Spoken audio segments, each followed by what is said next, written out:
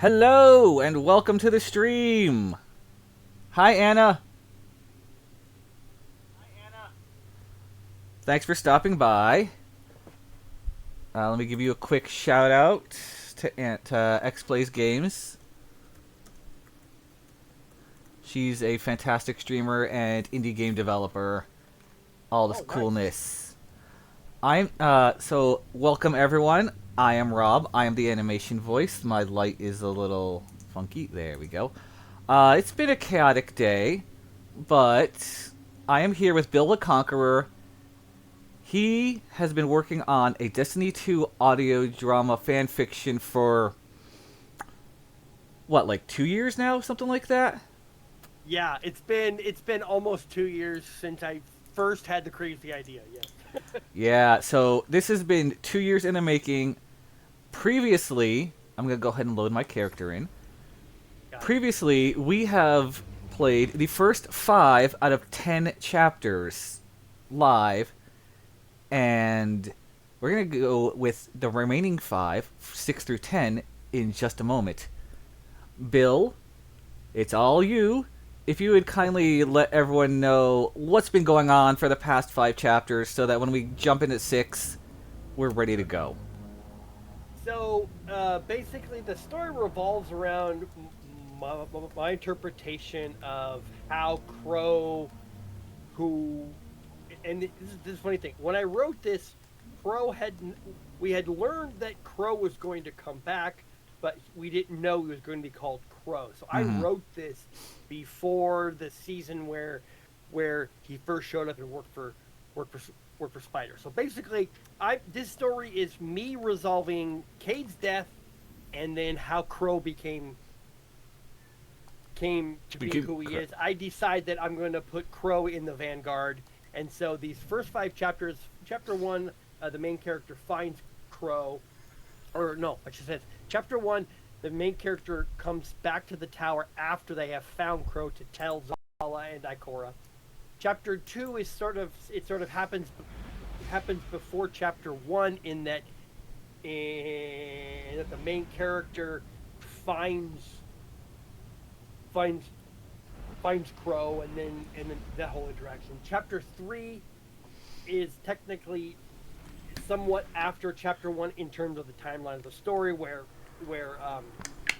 at the end of Chapter 1, the main Titan character enrolls Saint 14 to help him. So Saint and Aldrin and the main character Titan all return to the tower in Chapter 3. Chapter 4, Saint being the nuanced guardian that he is, and he understands the fine details of how to subtly handle delicate situations, of course, because he's Saint 14. Saint 14's an adventure. Yeah, he just introduces everyone in the tower all at once to, hey, this is Aldrin, he's going to help us. And then Chapter 5 is sort of like the next step, where Shax kind of steps in at the end of Chapter 4, and they kind of calm things down, and then Saint talks to Zavala, because Zavala's not happy. No. And then there's like a small riot in the tower, and so some things happen. So Chapter 6 is after that small riot in the tower, and Shax and Zavala kind of calm things down, and Saint 14 talks to Zavala. So now the main character Titan, he's going back because he knows I gotta talk to Zavala. So he's walking back out of the armory where he had pulled Crow into to protect him from the crowd. So there you go.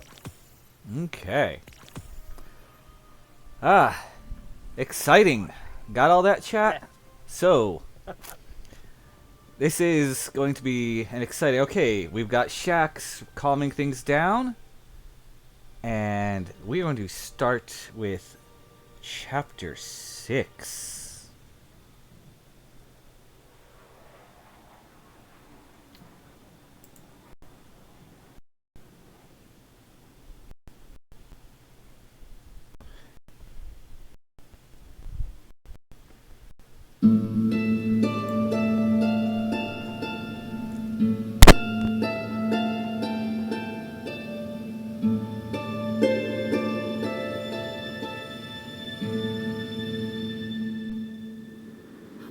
Aldrin agreed to return to the EDZ for a few days, while Saint handled the tower. I had some patrol duties on Titan and Io, as well as crucible work to put in for the coming weekend of trials, so my presence in the tower would be spotty at best. Saint laughed heartily and we parted ways. Aldrin quickly transmatted to his ship, and Saint retired to the hangar. I'm sure with plenty of new stories to tell. As I watched Aldrin's ship jump to orbit from the back annex platform, it was clear that this would get worse before it got better. There were several lingering issues to overcome, and I still had to face Zavala again. I walked back toward the main part of the tower, pondering my place in all of this, when I passed near Ikora. I stopped near the top of the stairs again, in full sight of her watchful gaze. What can you teach me today, Titan? I didn't feel the same sense of betrayal from Ikora that I got from Zavala after the events in the courtyard today. She looked upon me with a face I had not seen in a while. I could see the conflict within her as a member of the Vanguard. As she was responsible for the safety and well-being of the city, this meant what happened earlier was irresponsible and dangerous. I had caused a major disruption to the necessary preparations that were happening. While at the same time, I could see a sense of relief in her. She also believed that Cade's death had lingered long enough in our collective consciousness. We enacted our revenge. We got our justice. But we didn't actually grieve, nor address any of the core problems that resulted from it. I, too, owe the living more than I owe the dead. She nodded slowly and turned to the city. Yes, you do. She turned back to her desk and collected some papers. Come, Titan. Let us speak with Zavala together. We walked up the steps toward the courtyard. As we approached Banshee, I could see the immense figure of Lord Shax in front of the gunsmith with his arms folded. Ikora Ray, you look refreshed. Hello, Lord Shax. You look out of place. True. I should be officiating matches, but I was inspired today. Inspired by someone who took bold steps. He then turned his head to me. Could I have a word, Titan? He turned back to Ikora. If you aren't pressed for time, of course. I'll see you shortly, friend. She patted me gently on the back and headed down the stairs behind Banshee to Zavala's office. Walk with me. We climbed the stairs to where Lord Saladin would normally be overlooking the city and watching the Iron Banner matches. He stopped at the top of Saladin's dais and looked over the city lights below in the twilight. Tell me, Titan, do you ever doubt yourself? I looked up at Lord Shax. I thought I would give him the standard response of never, but I caught myself. All the time. Good. I can't count the number of Guardians who lie to me about that.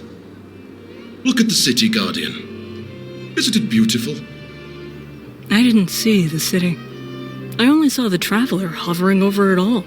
But you don't see it, because that innocent beauty is also a lie, isn't it? He then turned his head to me.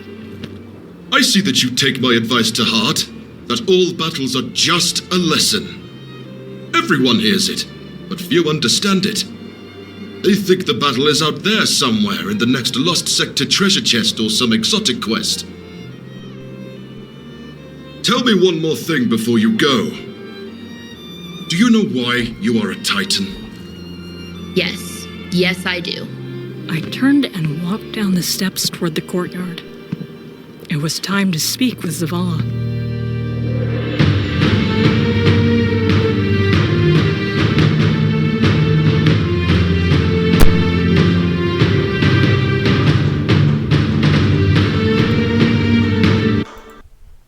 Okay, that was chapter 6. Chat. Any comments, concerns, questions? Or should we go on to the next chapter?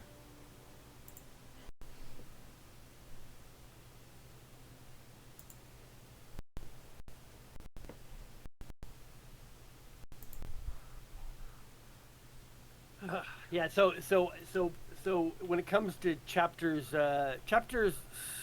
6 and 7 are kind of shorter chapters, and that's totally fine. I tried to stay away from like forcing myself to make things a certain length, and so I just I wrote what I felt worked, and also keep in mind this is like the first time I've done this, so sometimes I literally had no idea what I was doing, and I'm like, Hey, you know what, this sounds good. that's completely a-okay. You're Right. doing it, and the important thing is, you put it together, you did it. Right. Here it is. It's here. We're all Exactly. experiencing it. We're enjoying it. It's a good take. It's a different take on the whole story, obviously, because like you said before, it was before Destiny made its own thing. So Right. that's cool. All right, we are going then to the next chapter, chapter 7, titled "New Vanguard." Oh, well, it's called the New Vanguard. Chapter 7. Get out of my sight.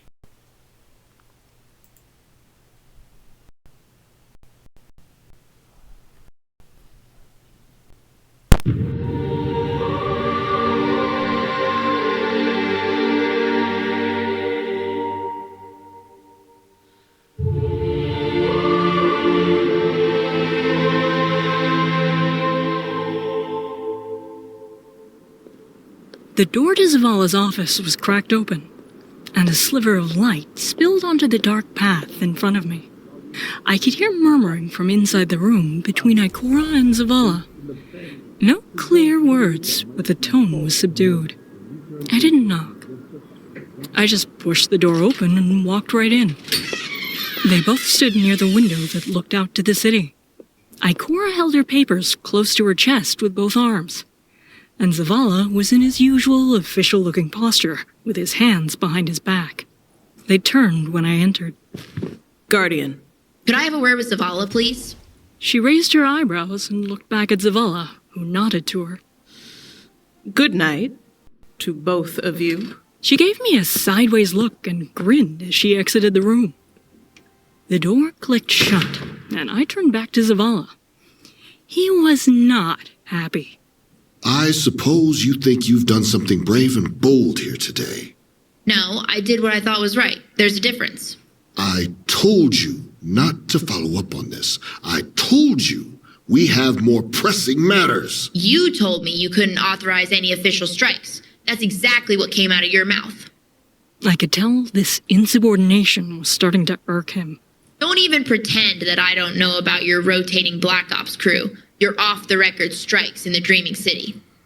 He stood up straighter as the frustration grew into anger. I stepped closer to his desk as he pointed his finger at me. I give the Guardians a wide berth to pursue their own goals as long as the city stays safe. What you did today puts all of our efforts in jeopardy, and I won't have it. Don't lecture me, Zavala. I stood by the Vanguard when the Drifter tried to poison us. I leaned closer to him as our eyes locked. My nose was a few inches from his as I continued. I bought into the rhetoric when Osiris challenged Rasputin. I have earned the space to do what I think is right for us to be stronger. No, you haven't. He slammed his fist onto his desk, sending documents flying everywhere. What we need right now is for Guardians and civilians alike to have faith in the Traveler. Faith in the Vanguard, even if that might seem false at the moment. When you turned Saint 14 against us, that's where you lost every bit of cachet you thought you had. Faith? That was his justification for avoiding all of this? Faith? You want to talk about faith? Faith in a being who bestows powers upon us with no real idea how to use them? The Traveler is an absentee landlord who is no better than Marasov. Yes, damn it. I just said that, and I'm not one bit sorry. I can still be a loyal subject and question the leadership shown to me. I can still have faith in a silent white ball of light in the sky and be skeptical of its motives. I didn't flinch a bit as my voice became firmer. I can still doubt everything because I know what I am doing is right. Right by Cade, right by me, and most of all, right by the people we protect. I stood back and pointed out the window. Look at you, standing in front of that window silently praying to a god that has grown bored with us. And why? Because it has no voice. Zavala stood back up and away from the desk, narrowing his eyes at me. I could see I struck a chord. Ever since the Red War, we have no one to take our fears to, no one to offer solace in our times of doubt, no gentle voice of peace and calm in the face of constant turmoil. When the speaker died, we lost our only real visual connection to the traveler. We lost that someone to help us define sacrifice and devotion for each and every one of us. Even if in our core we felt the tiny whispers telling us it was fake most of the time, we fooled ourselves into believing it. And now what do we have? Doubt, division, anger, constant conflict on all sides, while we Guardians stand in the midst of it all, trying to help others and quell their own doubts and fears. I stepped back into his desk and bumped it hard. And our own questions go unanswered. Did that rock in space ever really answer the why of Cade's death? No.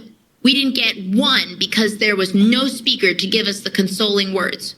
No one around to speak softly to our screams and extinguish the fire that came from losing him. I watched Cade die. I watched his light fade because I wasn't fast enough to get to him, to help him. I lowered my head and swallowed my own tears, nearly choking on the bitter taste. So here we are, left to our own devices, bestowed with immortality and superpowers from a mute deity. I turned back to him again, and I could feel something within him. Something I hadn't expected, but I did expect his next words. Get out of my sight. Get out of the tower, and don't come back. I cannot abide insubordination from a Guardian in general.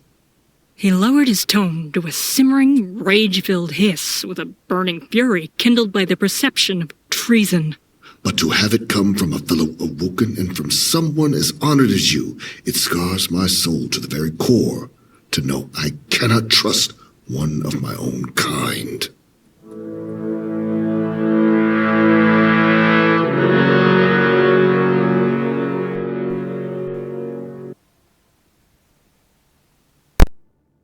Damn. Okay, so first of all, the voice acting, holy shit, good. Yeah, the argument between the Titan and Zavala. Ooh, that tension. Yes. Good. Urban Legend, if you're happen to be watching this, dude. He's freaking awesome, isn't he? I was like, He I heard is. that. He has that deep kind of presence in his voice. I'm like, oh yeah, give me that. Man, ooh, the tension between the two. It's like, ooh. Chat, if you have anything, spit it now, because we're going to be going to the next chapter in a moment to find out what happens, because Zavala's like, get the F out. Yeah, get out of my sight. Yeah. Man. Yeah. Whew. Good stuff. It's, Good stuff. yeah, spicy. Yeah. Of course, we got a visit from Saber, who decided to come up and say, hi. Hi, kitty. Kitty. He ran off, but that's okay.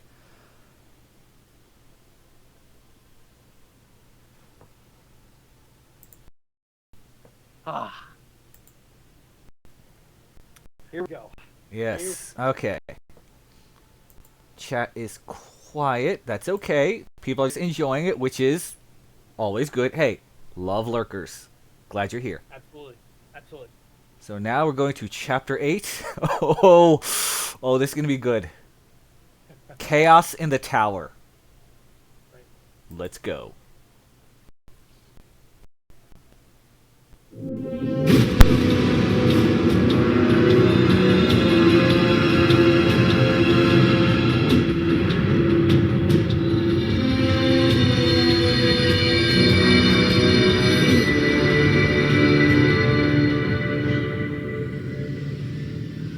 I left the tower immediately, without even talking to Ikora. I had planned on talking to her, but a small part of me felt betrayed by her. Like she somehow participated in that whole thing in some devious way that warlocks do with these things. A bigger piece of me knew that wasn't true. I didn't plan to stay away from the tower at all after my run in trials. I could simply wear my helmet and be another anonymous face in the crowd. It worked for Aldrin, so it should work for me. Even if Zavala did somehow recognize me as a fellow Awoken, he'd never bring it up in public for fear of inciting the crowd again. I decided to spend the night on Europa. The quarters I set up near Elsie would give me enough distance from the tower and privacy to rest. The next morning, I headed out to Titan to get my daily patrols done. Everything went off well, and the run and gun distracted me enough to keep my mind off of what was about to happen between Saint and Zavala. I jumped back to orbit from a patrol on Titan, headed toward the tower. My ghost had been unusually silent today, so I called her out on it. What are you not telling me? You usually give me a bunch of updates and information about enemy movements as we patrol. She looked away for a moment. My little light was troubled by something. Guardians and civilians in the tower have been protesting all day. Some are swarming Zavala, and some are clogging up the hangar, yelling at Saint. Yep. It was getting worse before it got better. I just didn't think it would go this far. Tell Holiday I'm sorry, and that I'm on my way. It took longer than usual to transmat into the tower. I circled on the landing pattern for several minutes, just stewing in my anxiety over what I was walking into. The apparent chaos of the courtyard made it difficult to raise anyone to clear my landing. I transmatted into a pit of screaming and flying objects with my helmet on, prepared for the worst, and found it to be just as bad as I thought. Mechanical parts, crumpled paper, and resentful yelling littered the area, making it nearly impossible to get around and accomplish anything. I could see the guards struggling to hold a perimeter around Banshee. They were keeping people from using the stairs behind his shop and storming Zavala's office. He wasn't in his normal spot in the tower as a result of all the protesting. There was yelling, chanting, and a sea of signs being waved around. I made out something about Zavala failing to honor the Vanguard Dare. I knew there was nothing communicated like that between Aldrin and Cade. In fact, Cade hated the Sovs for what happened with the Kell of Kings. Aldrin went nuts trying to convince everyone that he was getting visions from his sister, and Petra put him in prison to protect Aldrin from himself and everyone else. Then Varric got involved in creating the Scorn, and that was what led to Cade getting killed. I turned and ran to the hangar. As I approached, another growing area of noise and confusion washed over me. I could see Holiday seated way up high on some scaffolding with her arms folded. She saw me entering the hangar and yelled at me. This is all your fault, you blue-haired idiot. I looked over at Saint's position in the hangar to see a crowd surrounding him, chanting and stomping something about treason and betrayal. There were broken maintenance frames all over the area. This was actually worse than I thought. Surprisingly, Saint was rather calm. He was sitting on the steps to his jump ship, probably wishing he could tend to his birds and talk about trials. The ruckus had scared them all away. There were some guardians in the crowd, but they kept their distance, knowing how powerful Saint was if he ever decided to put an end to this silliness. I pulled off my helmet and pushed my way through the crowd, trying to figure out what we would do next. I knew I had to step in and handle this, with Lord Shax protecting Zavala and Banshee from those protesters. They were numbered around 50 or 60, and were spaced around Saint in a semicircle, yelling and chanting over and over. Just as I got through the group, a blonde-haired Flash jumped in front of me, wildly waving an arc welder and wearing a safety visor, throwing around all the piss and vinegar of a boss fed up with people disrupting her workspace. All right. I'm completely over this stupidity. She waved the electric wand around in front of her, pushing the crowd back. If I don't see all my crew back at their post in 30 seconds, I'ma weld some butt cracks shut and pound some heads. And all you civvies can get the hell out of my hangar. The crowd was completely taken aback with this display of frustration and venom. Saint stood up and calmly walked over to us. Thank you, Miss Holiday. I was growing weary of all this noise. She shut down the arc welder and yanked the visor from her head. Amanda Holliday was a loyal soldier of the Vanguard.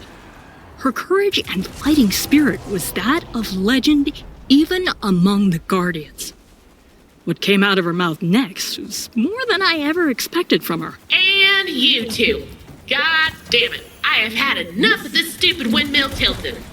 She wiped her sweaty brow and turned back toward the group across the hangar watching this go down. Y'all got 10 seconds left before the ass whooping starts. Guardian, I like you. But don't think for 1 second that just because you got your old chaperone that I'ma just sit by and watch you tear apart this place for some silly redemption quest. Miss Holliday. And you. Amanda pulled another rag from her back pocket and slapped Saint in the chest with it. I got Guardians running in and out of this place at all hours, chasing bounties and loot for trials and distracting my work. It's bad enough that octopus-faced alien shows up out of nowhere giving away more pointless exotic gear to lazy Guardians. Amanda, I'm sorry about... No, you're not! She yelled back. She stopped and looked at me again. Suddenly, her face softened. And that's the part of the reason I like you. You stand for something. She looked back at her crew, milling about, pretending to work while trying to overhear what she was saying. Look, I miss K2, and I wish we could move forward and not fight about silly stuff. I may not be a guardian like y'all, but I know when people hurt. I know that we gotta work together. Because we're all we have left. Amanda was truly a strong woman with a heart of gold, who always wore it on her sleeve. She turned back to Saint, pointing a finger into the middle of his chest. I'm not disrespecting no one here, but you gotta fix this. Make this right with Zavala. I don't care what it takes. Maybe do whatever Titans do and have some punching contest or something. I don't know. What I do know is that we're running out of time. And we all gotta be on the same page soon. Or there won't be a damn thing left of this system. She turned back to me and patted me on the cheek. Go get him, Tiger. She then whipped around and started walking back to her shop area, yelling again. What did I say about those spinner racks, huh? Did I stutter? Get your sorry ass off my bench. The only thing your backside should be touching is a chair in your house at dinner time. Now get those grease guns clean and organized before I start to lose my temper. Come, Guardian. Let us end this. As we climbed the steps from the hangar to the courtyard, Zavala's voice boomed over the general clamor of what I had left. It looked like he finally had enough and was quelling this uprising. That is, until Saint and I were spotted by the crowd. Then the debris started flying again. Broken maintenance frames, garbage, yelling, screaming, all permeated the air in an instant. I was starting to think we would have to break the no combat rule. Until Shax did it for us. With a crash and flash of arc energy, Shax landed with his ground bound in the center of the courtyard. Everyone and everything flew back several feet. The sparks cleared the air, revealing no serious injuries other than the pride of a few disabled guardians. Shax rose from the hissing concrete with his voice full of frustration and disappointment as the air sparked and crackled around him. This ends now! Saint 14, Zavala! Saint stood tall and walked up to his friend. Shax held his hand up to Saint as words started to come out. I'm done listening to you, my friend. It's time for action. Zavala walked up to Shax with clenched fists at his side, but otherwise collected. I agree. The only way Uldren Sov is a member of the Vanguard is over my lightless body. Saint 14, you might have the goodwill of many on your side, but you are not a member of any ruling authority that I answer to. The time for calm diplomacy is over. Zavala, I do not wish to fight you. I wish to unify the people behind us all. The people respect you for your loyalty and dedication to the Traveler. You are the face of their faith, the voice of calm for them. I am willing to stand with you in the Vanguard and be another voice for our common goals. Zavala stopped and cocked his head to one side. Unfortunately, I ended up in his line of sight, and I forgot to put my helmet back on. I saw his fists squeeze tighter, and his brow furrowed deeper as he finally decided to publicly confront this challenge to his authority. Shax stepped between the advancing saint and Zavala. It seems as though we've reached an impasse. I shall clear the crucible after the next round of matches. It's time for the two of you to handle this Titan to Titan. You cannot be serious, my old friend. I cannot abide the growing tensions in the tower. You two started this. Are you prepared to see it through to the brutal end? All I want is for Zavala to be who the people need him to be.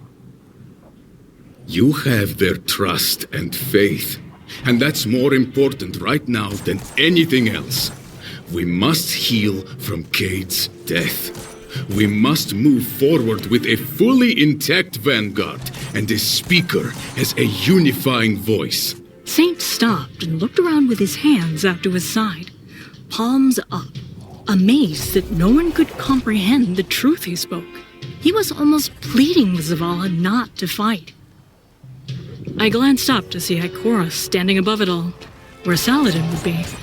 I could sense Saint had resigned himself to the inevitable conclusion of our quest. He dropped his hands to his sides and nodded. He and Zavala would need to just have this out as warriors. And as titans.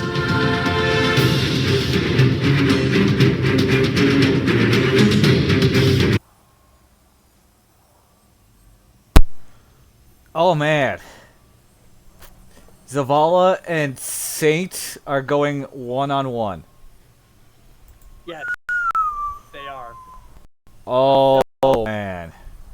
So here, so for this next chapter, I actually had a couple different pieces of art made. So here, I'll put this in the chat between it.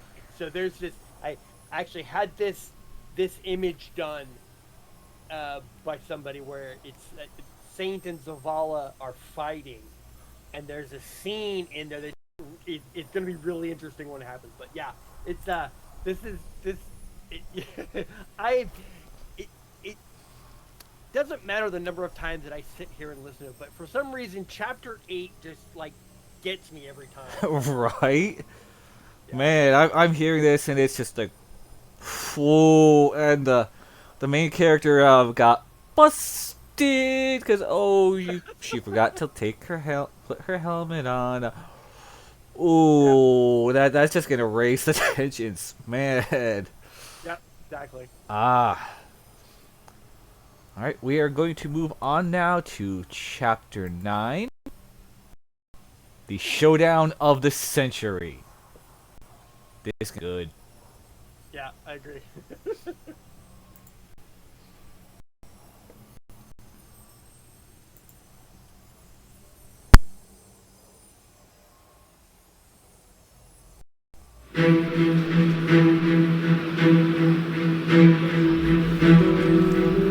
Word spread quickly. Soon the tower was brimming with guardians and civilians, all trying to get a good seat for the biggest crucible match anyone had ever seen. The duel between Lord Shax versus Ikora was more of a legendary story than anything else these days. Maybe there were a few guardians left who were there, but those people were nowhere near the tower today. Every screen in the tower was tuned to the coming battle. Guardians gathered around Eververse and Katie like never before. The food shops in the bazaar were suddenly doing record business and running out of food. I stood near where Lord Shax would normally be officiating the day's crucible matches, looking out over the city. Some of the remaining Redjacks stared at their screens and pads, preparing for the coming match. I could feel a different buzz from the city and tower. This was the breaking point for most people. We had lived in a constant tense state of preparing for the unknown. We had no idea what the darkness had planned in the coming months. They drew closer to Titan, Mars, Mercury, and Io. They sent their marionettes to war with us. It didn't matter how many times I ran through the Garden of Salvation. I never found any new answers. Maybe I was looking in the wrong place, but I always felt drawn back there. My thoughts were interrupted when Ikora walked up. I see they chose Vostok. At least it's far enough away from the civilians that no one will get hurt. She continued as she grasped the railing next to me. I looked over to her, not quite sure what to say, and I was surprised at what I saw. Ikora seemed less content now than in recent memory. I wasn't sure if she was happy or sad or mad, but I could feel a coming tidal wave of pent-up emotion from her. The screen buzzing to life behind me snapped me out of the trance.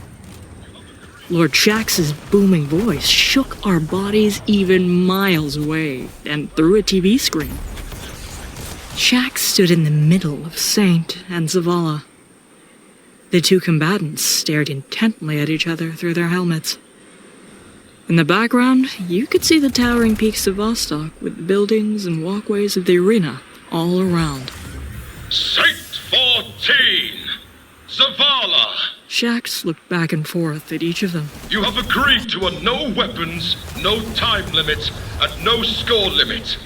The first one to yield will be declared the victor. Shax turned and leapt up to the highest point above what was Point A in a regular control match. He could see the B point from his position. Saint looked up at Shax, and as he went back to Zavala, he was met with a large fist to his face that sent him flying back through the wall around Point A. It was on. The match went back and forth for a considerable amount of time. Neither warrior would go on a kill streak of any significance. They traded blows and kills for what seemed like an hour. Back and forth, back and forth. Over and over, they beat each other with their fists and shoulder charges and supers. They flew around the mountain like eagles and then dove at each other, stalking their prey. At one point, they had worked their way around the map and back near Shax. He stood above it all with his arms folded, never flinching at the devastation around him. The shockwaves of two massive titans destroying buildings and rock formations was nothing new to him. He remained motionless in the face of it all, with all eyes on the battle in front of them.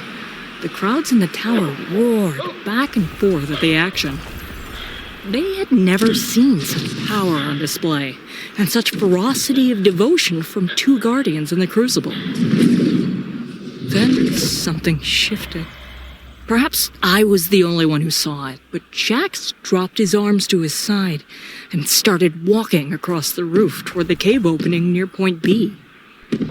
Saint and Zavala were locked in a wrestling match at that moment on a bridge to the main building. The next thing anyone sees is a flash of light and a massive thunder crash on top of the two combatants, instantly killing both of them. The tower suddenly grew quiet. All the cheering instantly stopped as the air crackled again with powerful surges of electricity. The wood bridge smoked as the singed wood creaked under the massive load of the Crucible Overseer. It had been weakened from carrying all the weight of battle.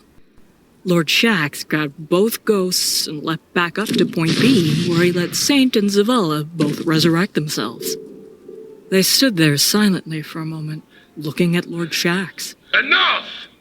This petty squabbling is pointless! Zavala turned back to Saint, ready to fight on. Saint took a slight step back and lowered his shoulders, ready for more. Shax stepped between them and shoved Saint further back down the steps. Zavala grabbed Shax by the horn on his helmet, pulled him aside, and charged after Saint. This blatant disrespect was something Shax hadn't faced in a long time, even from Zavala. I heard an audible gasp from the tower crowd. They just saw a side of Zavala that had never surfaced before. The side of a man who bore the weight of the survival of the human race for so long that he was about to break under the stress of it all. Zavala stood back up, ready to end this battle, when he saw Saint kneeling at the bottom of the front steps. He charged at Saint with all the pent-up fury that he held in his heart. The betrayal of Aldrin burned his soul deeply, but the loss of Cade hurt more. I looked over at Ikora as Zavala charged in. She lowered her head and covered her eyes as Zavala connected with a shield bash, sending Saint flying across the arena toward Point C. His limp body ragdolled against what was left of the wood structure. The crowd in the tower erupted in a loud chorus of boos. Even those who had previously been protesting Saint in the hangar were expressing their deep scorn for what had happened. Why Saint chose to kneel and be attacked like that, they couldn't comprehend. This wasn't the Saint 14 we all knew and loved. He had relented. He had yielded in the face of combat. Zavala charged after Saint's body. Saint had rezzed and was again kneeling just beyond Point C, waiting for Zavala to find him. Zavala rushed in and grabbed Saint by the collar and flung him off the cliffside into the cavern below. He stood there for a few seconds, watching the body fall through the mist. After losing sight of the body, Zavala glanced at his hands, and then up to the traveler as if he was asking the question one more time. Again, no answer came. He grunted and charged toward Point A, where Saint was waiting again. Zavala charged toward a kneeling Saint 14, screaming and growling louder and louder as he approached. Zavala hit Saint again with the full force of a shield bash, sending Saint's lifeless corpse through the stone wall to the path below. Zavala's screaming turned into gasping, and then into the shrieking realization of what was happening around him. Wails of despair bubbled up to the surface. The roar of years of bitterly swallowed anger poured out of his soul and into the mountain air. He flung his helmet away and cried like a Titan would, with loud screeches of lost fire team members fueling his sorrow. The loss of his silly friend Cade igniting the burning pain of the final death. It was more than he could bear. Zavala pounded the stone foundation of the building that was at one time Point A. Over and over, he slammed his bloody fists into the rocks. Pieces of the building flew up and around him as the gazebo lost its integrity and crumbled. Now it was a roofless husk of a structure that creaked and yawed alongside this heavily burdened soul, finally letting it all out. With the fury of 1,000,000 burning mauls, Zavala cried to the traveler like he had always wanted to, like he never let himself feel before.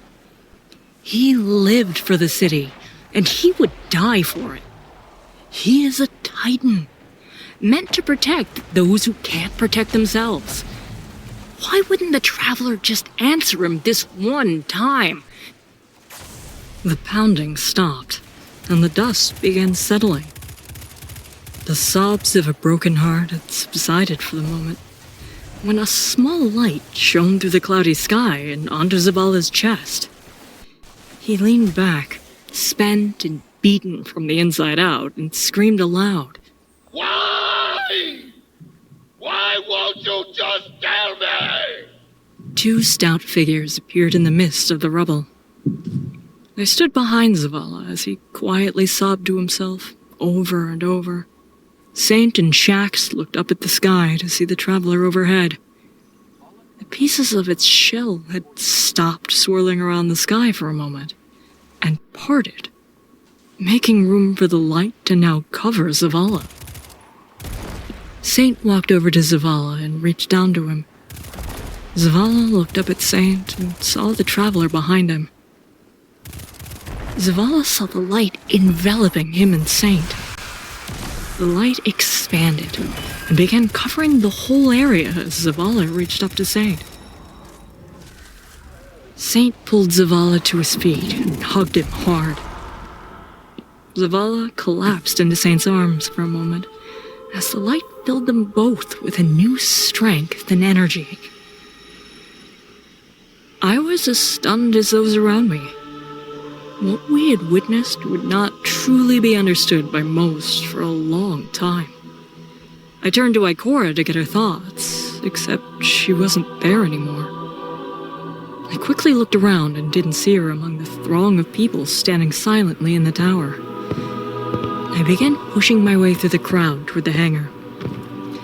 Amanda needed to hear this.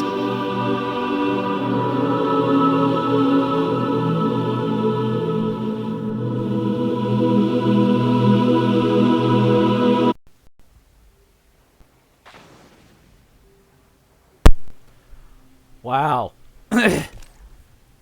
Did not expect Saint to just stop fighting for a moment. Right. Man. Right. And then the light Okay, just... Go ahead.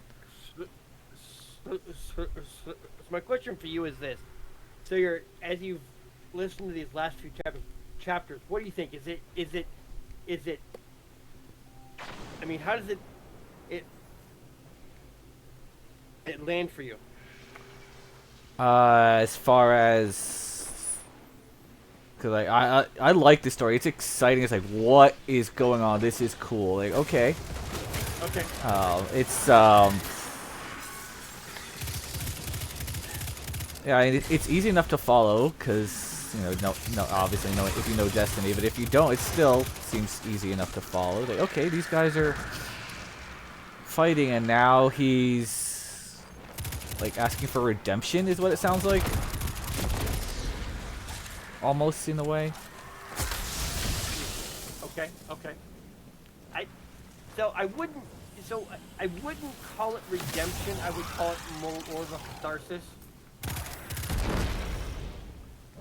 Okay. Yeah. I get what you're saying. Like the darkness has like clouded his vision, and he's realizing, oh shit. Okay.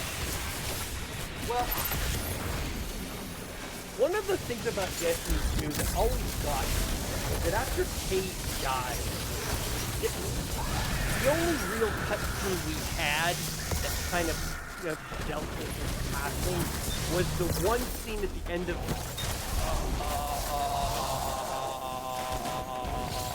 Forsaken. And that's it. That was it. It's a really short scene. And there wasn't like a conversation about, what do we do next? How do we move forward? And so I always felt like there was a lot of unresolved stuff that had to do with like Korra and Zavala. And so I always felt like that there was a scene in Forsaken right after Cade. So Cade died. It's very early on. Yes. And you have Cade's body, Zavala, the main character, whatever character you're playing in the storyline, and Ikora. And you have Ikora, and she's like, revenge. We're gonna find every single freaking one of them. There's gonna be heads on pikes. We're gonna, they're all going to take. Mm-hmm. And Zavala goes, no, that's not who we are. That's not who we are. That's not what we do. And so I felt like that the whole storyline of Forsaken was the Guardian kind of doing this by himself. And there wasn't any kind of a point where Zavala and Ikora just got this to a feel. It's like, yes, Cade was brash and hard to, he was brash and undisciplined and all that stuff. Yeah, he meant well. Yeah, he was fantastic. Everybody I loved love Cade. Cade.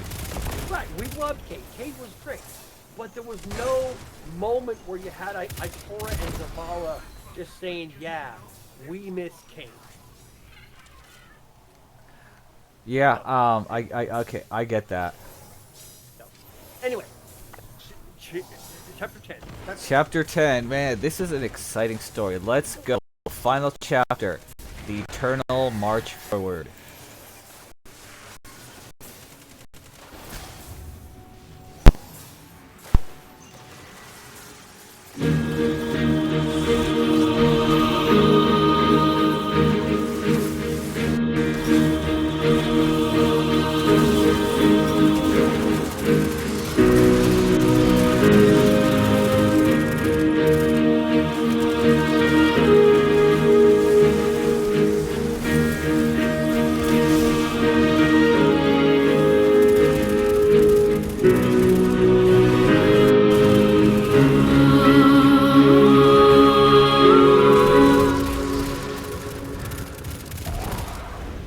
It had been 3 days since the matchup of the century. Life in the tower came to a screeching halt for over 48 hours because Zavala had stepped down from his position as commander of the Vanguard. I waited for Ikora at her usual spot multiple times throughout the days, yet she remained absent from the tower. I had a good idea of where she went, but I had more pressing matters. The transfer of power from Zavala to Saint 14 was rather simple. Saint took his place in the courtyard, handling the day-to-day operations of monitoring strikes and preparing for the coming darkness. I had yet to hear who would administer trials. Whoever took up the mantle of that task wouldn't have to do much. Zavala quickly and quietly retreated to his office. I suspect Saint will want his own space soon, and there are plenty of empty storefronts. That's none of my concern, however. With Saint now fully moved out of the hangar, I walked down to see Amanda and thank her for all she had done for us. I jogged down the stairs and caught her powerful voice resonating through the area again. For the last daggone time, will you three just leave him alone for Christ's sake? I swear. She looked up in time to see me coming down the steps. Once again, you and your silly quest getting in the way of my job. She laughed and tossed her rag into my face again. I smiled back as I returned the rag. Just wanted to thank you for your intervention. Without you, things would have just spiraled out of control. Nah, you were about to do something yourself before I lost my mind. I just had to make sure everyone realized who was really being hurt by all this. She turned back to the sparrow on the rack. Just remember us regretful for the next time you go tilting at those windmills. She pointed at Aldrin. Better go say hi to the new man around here. I looked back at Aldrin, standing back near the docking doors. He was gazing up at the traveler as people buzzed around him like a white tiger in a zoo exhibit. I cautiously walked over to him, and the civilians scurried away. Hello, cousin. Thank you for your help. I was wondering about something. He turned back to the traveler. Why did you do it? Why bring me back here? I had to forgive you. Why? Because. I walked away and headed back up to the courtyard. I walked over to Saint. He was surrounded by the masses of guardians checking in from their strikes with status reports and collecting bounties. When he noticed my approach, he pushed through everyone else to hug me. Guardian! He proclaimed as he roughly pounded my back. It is wonderful to see you again. He turned back to the crowd, then leaned into me close. I did not realize how tedious this position was. I understand now why Zavala always seemed testy with me. He stood back upright and raised his voice again. Come back when you have a moment and I can get away. I have special task for you. More exploration of the moon and EDZ. I looked quizzically at him. I will explain more later. I walked away and headed toward Banshee's shop. Passing by Lord Shax, I glanced at him momentarily. He looked up from his conversation with another guardian to give me a slight nod before turning back. I smiled slightly to myself. That would probably never happen again. As I walked behind Banshee's shop, my pulse jumped a bit. I knew I would have to eventually face Zavala again, and I'd rather handle it sooner than later. Maybe I walked a little slower than usual down the stairs. maybe it was just my own anxiety showing through again. I stopped just short of the closed door to Zavala's office. I could hear some mumbling in the room, so I was unsure if I should even enter. But the more I delayed the inevitable, the more nervous I got. I pushed open the door to find Zavala standing with a civilian, going over something on a datapad. I stopped just inside the door and looked around. There were boxes stacked near the empty bookcase. The walls were surprisingly bare. The maul, hammer, and shield had all been removed. I wondered if that mixtape was still around somewhere. Zavala looked up and motioned for me to enter. He looked very different without his armor. He was dressed in a simple poncho and sash with dark leather boots. He thanked the woman and set the pad on his desk. She quickly left us alone. The door clicked shut and I turned to him. We looked at each other for a few moments. I couldn't feel any anger or unresolved frustration. In fact, the silence was rather calming to my nerves.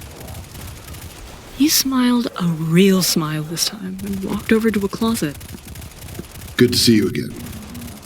I was wondering if we'd have a chance to chat before I left. Where are you going? Out there. He stopped moving around inside the closet and looked back at me.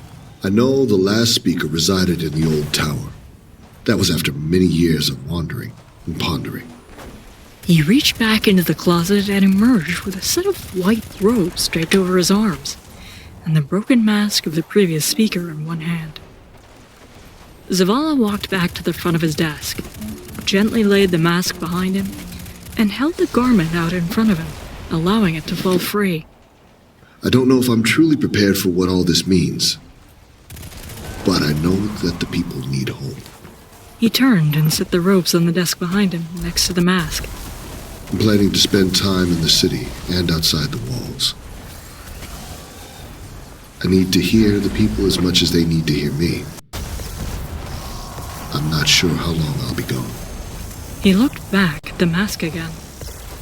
I could see him reliving the initial attack of the Red War over and over in his head.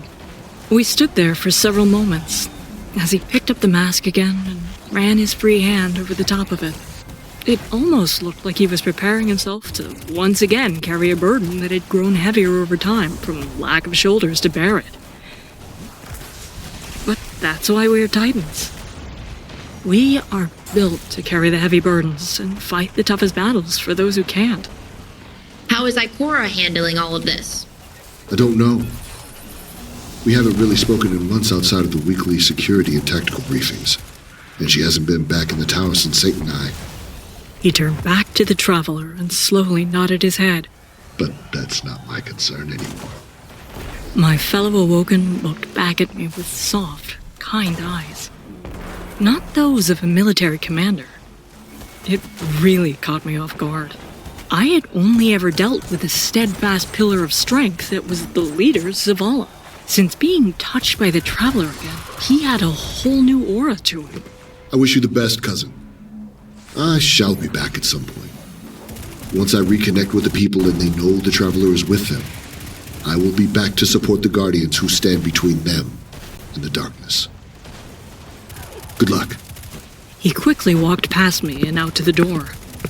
It was time to head to Io and talk with Ikora. The jump to the Lost Oasis was shorter than I expected. I transmatted in and headed toward the Grove of Ulantan. I dispatched a couple of Taken near the entrance and looked up, expecting to see a Guardian seated on the cliff above me. But no one was there. Where else would she be? I turned and headed back to the transmat point and peeked over the edge, looking toward the cave below.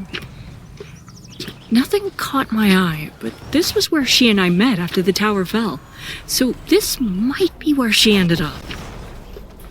Io was her special sacred place.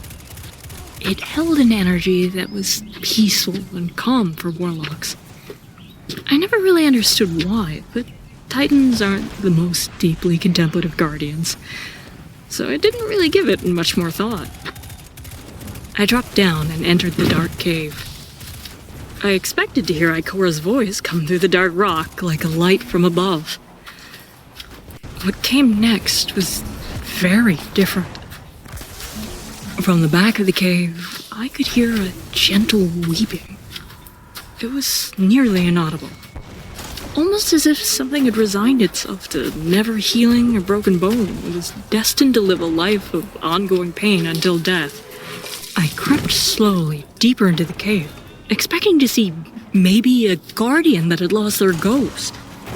Instead, I came upon Ikora Ray, seated cross-legged in a meditative pose, trying to control herself. She looked up surprised at me, and tried to cover her embarrassment with the steely exterior I had always known. Guardian, She exclaimed, as she scrambled to her feet and tried to retreat deeper into the cave to hide her face. I leaned Izanagi's burden against the cave wall and sat down cross-legged as well. After watching Zavala's release, I finally began to understand the conflicting waves of feelings over these last several days from her. The Traveler hasn't touched you again like Zavala, has it? She slumped against a nearby wall. no, and I don't understand why. At least you have your patrols, your missions. I can't leave that tower for anything anymore. She pushed herself upright. After the Vex offensive, I thought I had my purpose back. I built that gate and tested it over and over. She walked over and sat back down with me. I buried myself in the work of helping Eris, but no one really talks to me anymore. No one but you. The space between Zavala and myself was more than just disagreements about tactics and strategy. We had lost the fire that battle keeps lit within us all, and now I stood up. It wasn't my place to counsel a member of the Vanguard. I was a young guardian with much to learn about the light. I reached for my sniper rifle and headed toward the cave opening. I'll still check in with you from time to time. I miss your counsel and your wisdom. You have always been a pillar of the light guiding me on this path the Traveler has for me. There is something else coming. Something hidden and devious that is more dangerous than the darkness. Be well, Ikora. Thank you for helping me on this quest.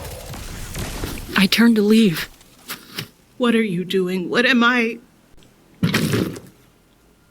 Why won't it talk to me anymore? Why does it speak to you and not me?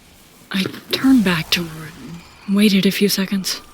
What makes you think it has ever really spoken to me at all? You were so calm and measured in the face of all this, I thought that I had forgiven myself for Cade's death a long time ago. I also thought that I had forgiven Cade for being such a stupid, lovable idiot until the moment I realized that I still have work to do and people to help. But I realized I was forgiving the wrong person. I had to forgive Aldrin. I'm just a Titan. Things are pretty simple for us. We punch things and then get out of the way so hunters and warlocks can do their jobs. I try not to make things more complicated than that. I turned away again and walked to the edge of the cave and looked out at the pyramid ship hovering above the planet. There's only one thing that I keep pondering over and over. Devotion inspires bravery. Bravery inspires sacrifice. Sacrifice leads to death. I stopped and chose my next words carefully. When was the last time you died, Ikora?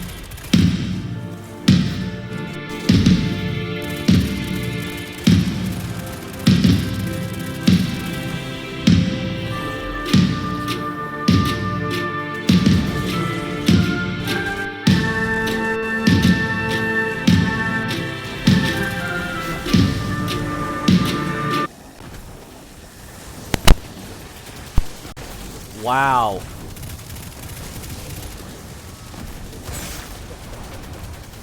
I'm getting messed up in the match. That was quite the turn. So, wow, Zavala stepping down.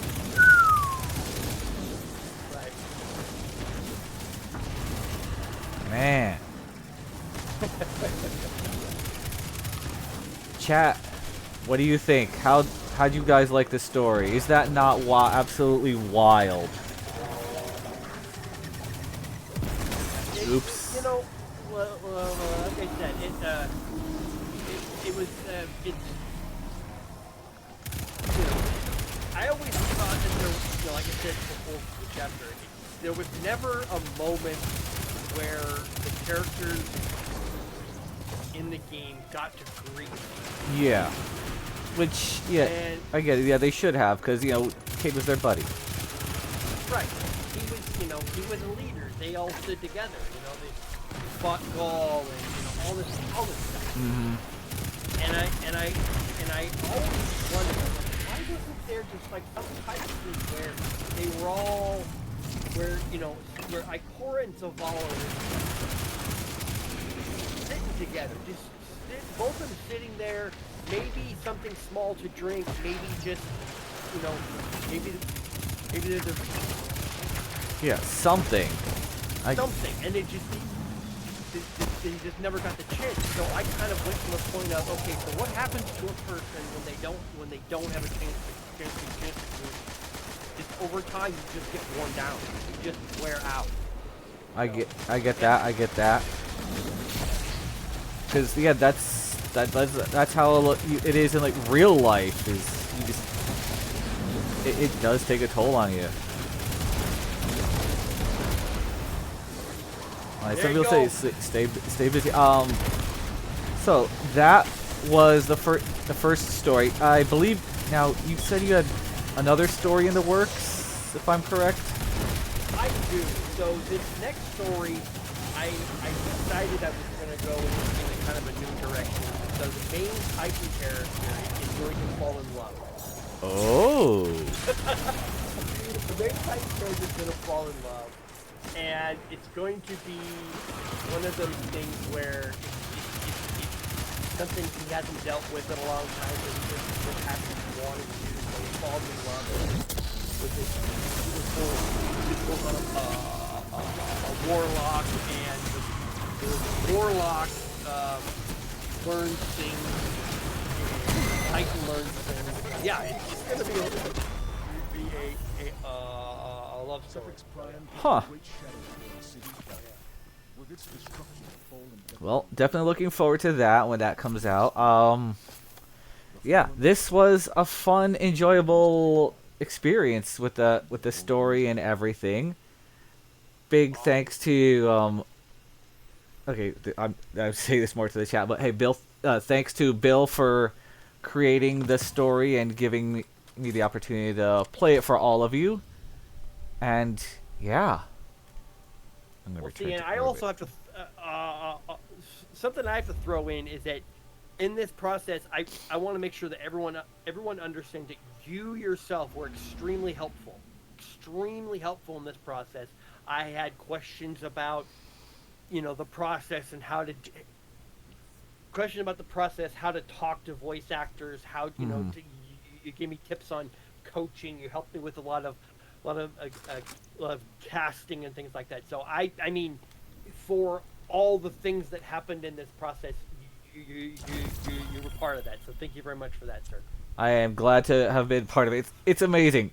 Video games, they can pull things that like all of us enjoy Destiny, and look what happened. Look what happened, right. Huh? Exactly. Well, thank you, Bill. Thank you, everyone who's been hanging out. This has been fun. I have had quite a busy day. I still have to eat some salad for dinner because I've had a lot going on. I did some voice work earlier. I had my regular, I did so much meal prep, everything that I just had a lot. So if anyone in the chat wants me to keep playing Destiny, I will for a little bit, but realistically, I'm probably going to go ahead and call it here after I finish this quest for Ikora. I'll have to go to talk to Banshee. Okay. Alright, I'll go knock out this quest, and then I will probably drop off and finish my dinner. For everyone who normally watches, Friday morning will be the Talos Principle. I will be wrapping up all of that goodness because I finally got to the point where okay, now we can punch God in the face. Well, thank you for the opportunity to share this on your stream, sir. Absolutely. Appreciate it very much. I'm Thank you gonna very, very much. go ahead and link this site where you can listen to all the chapters if you want again. And if you like what you heard, follow Bill over on Twitter. His @ is @LearningBill. Yep. So give him a follow over there, and I know you've got that one piece of cool artwork that was around. That was Yeah, that's pretty awesome. So. yes. So All right. Well, hey, you have a good night, sir, and I hope we'll connect again soon. absolutely, you too, man.